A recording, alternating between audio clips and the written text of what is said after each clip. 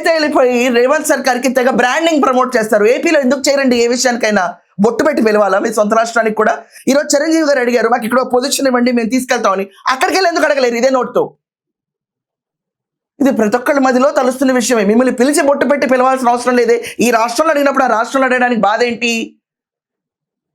వీళ్ళందరికీ నందులు ఇచ్చి పురస్కరించాలా? ఇంకా మళ్ళీ ఈసారి కూడా కాంపౌండ్ వారు చేసి నందిని తీసుకెళ్ళిపోయి మళ్ళీ అవహేళనగా చేస్తే, అగ్ర హీరోలు వెళ్ళకపోతే యువకులైనా చిరంజీవి గారు లాంటి వాళ్ళైనా అగ్ర హీరోల నాగార్జున గారు లాంటి వారైనా వీళ్ళెవరూ వెళ్లకుండా అవహేళన చేస్తే నందికి మర్యాద ఇచ్చినట్ట, లేకపోతే ఏపీకి మర్యాద ఇచ్చినట్ట, చంద్రబాబు నాయుడు గారికి మర్యాద ఇచ్చినట్ట?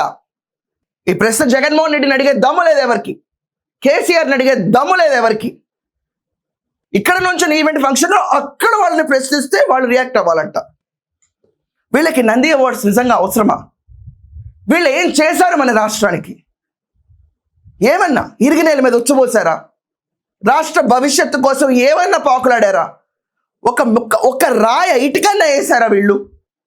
కనీసం షూటింగ్లన్నా మన ఆంధ్రప్రదేశ్ ప్రమోషన్ కోసం ఆంధ్రప్రదేశ్లో చేసుకుంటున్నారా?